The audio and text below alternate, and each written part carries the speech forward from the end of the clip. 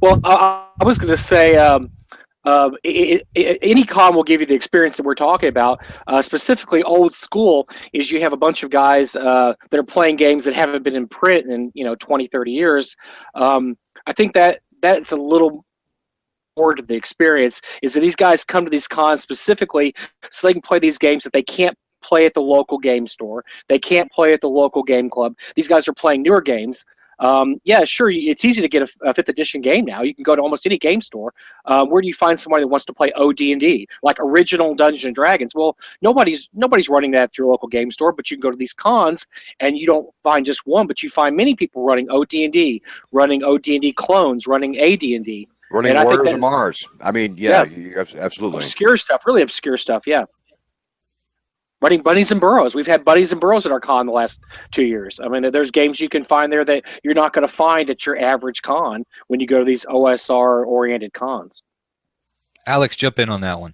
Yeah, absolutely. And same thing for, our show is a little broader, so we have miniatures and board games. So you have the opportunity to play some really weird stuff. I mean, for example, when realistically you're going to have a chance to play Twilight Imperium from beginning to end, other than a show like that, because you could sit down with 4 people and play for 8 hours or 10 hours or however long it takes, and it's awesome, and you're not apologizing to anyone, you're not asking for extra time from your wife or girlfriend or whatever.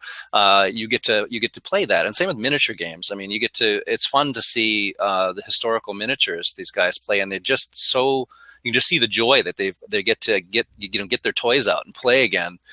Because you're absolutely right, Mike. That's not going to happen at most local game stores. Certainly not in my area. I don't see that anyway. What strikes me is like Gary Con always has a 24-hour Le Mans race.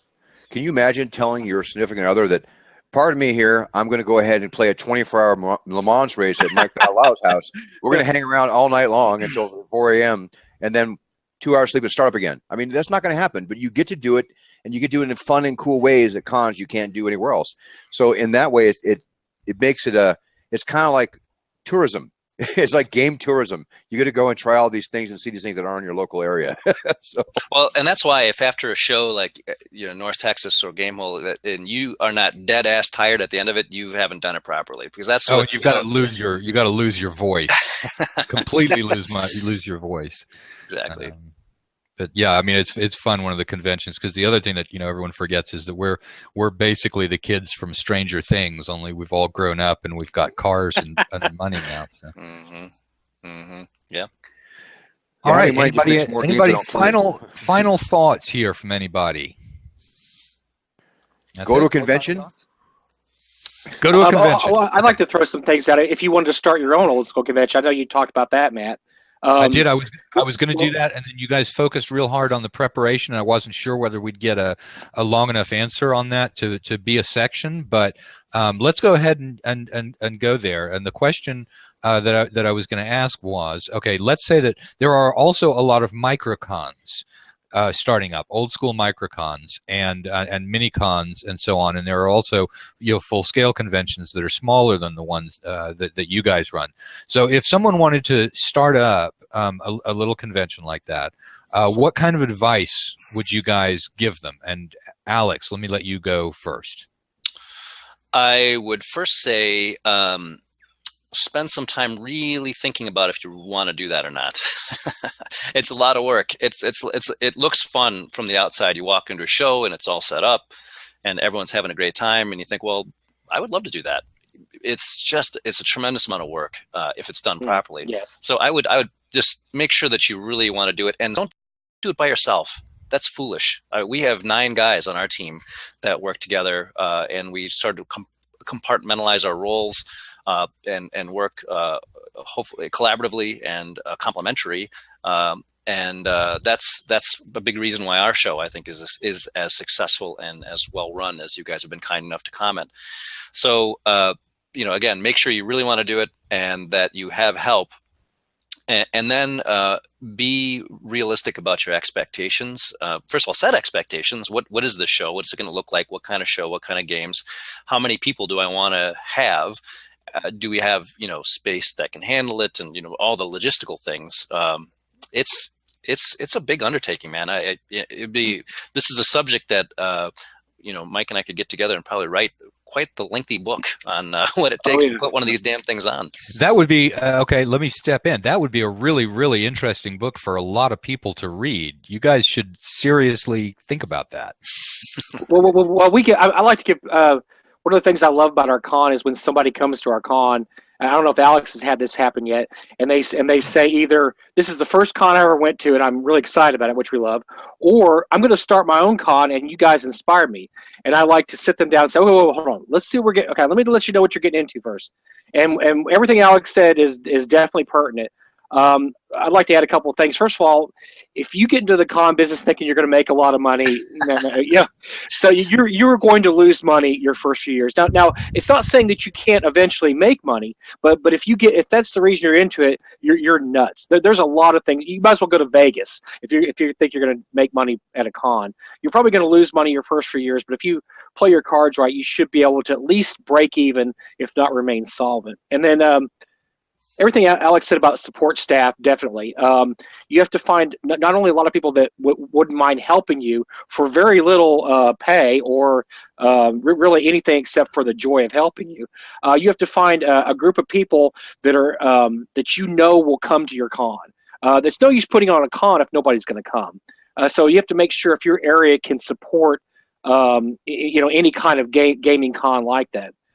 There's some guys that came to our con the last couple of years that are from Longview, Texas, which is about an hour east of Dallas, and they're putting on their first con this year called the Long Con, and I think they did a really good job because their preparation is really good. But they're only putting on a 1-day con, which is a really, really good thing if you want to test the water. I would recommend that if you're thinking about putting on your con, instead of going the whole weekend, you may think of just a Saturday con. I think that is a great way to kind of test the waters and see if you're going to be able to handle it, and if you're going to be able to get enough people to actually come to your con. That's a great point, Mike. We started Gamehole Con. We started as a 3-day show, and we're now gradually morphing into a 4, and based on just demand. So a 2-day, 1 day is a great place to start too. We just wanted to start it a little bigger at that. We had planned to be big from the start, and the other point you made about money cannot be understated. In fact, if you have the goal of making money, do not run a con, because it will be obvious that you're trying to, and it'll affect the energy. Publish RPGs instead, because that's where the real money is. Right, yeah. I mean, seriously, I've seen it. It'll affect the mood. It'll affect the appearance of the show. It's an atmosphere. If you're not doing it for joy, don't do it, because it's not going to work. It just won't. And I've seen it fail. I could cite 2 examples. I've seen a lot of failures in that regard. One of the things I noticed right up front is if people are asking way too much to get into their con, I know right off the bat they're not there to put on. They're there to make money. It doesn't work that way. You can't charge that much for an experience.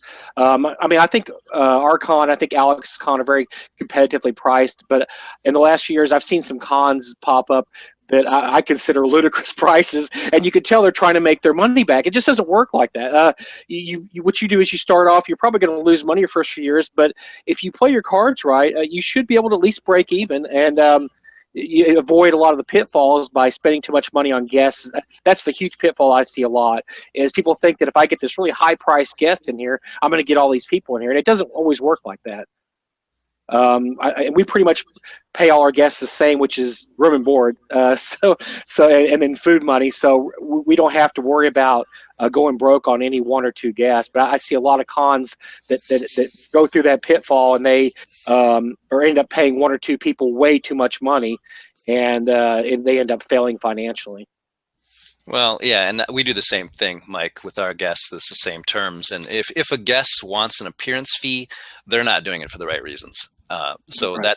that doesn't jive with the chemistry and philosophy of our show anyway. This is supposed to be a joyful experience that is about a hobby that we love. And if you need to be paid to take part, then you clearly do not share our ethos. So no thanks. Sure.